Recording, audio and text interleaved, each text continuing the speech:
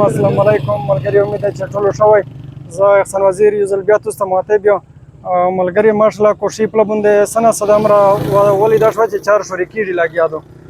او زه یو ځل بیا هم ډي سي صاحب ته ریکویسټ کوم، پښتونخوا هایوې اتارټي ته ریکویسټ کوم او د امیر چیف سیکرټري شهاب علي شاه صاحب ته ریکویسټ کوم چې ګورئ بار دا کېږي 2014-15 نه مو سره پوسټونه موجود دي چې زه پوسټ کله مود شي د پل ټوټ پوټ شکار شي بیا میش پوسټونه وکړي بیا 4 پېښوري شي او بیا دوباره دا مود شي.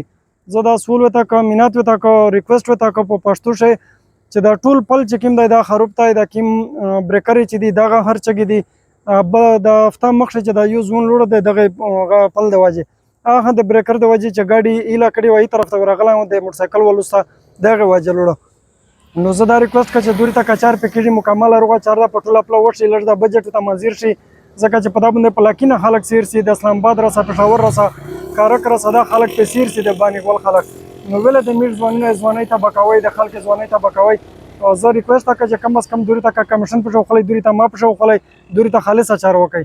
دا مو مهرباني وي، په میټ باندې مو احسان و شکړه هوي. مهرباني شکریه.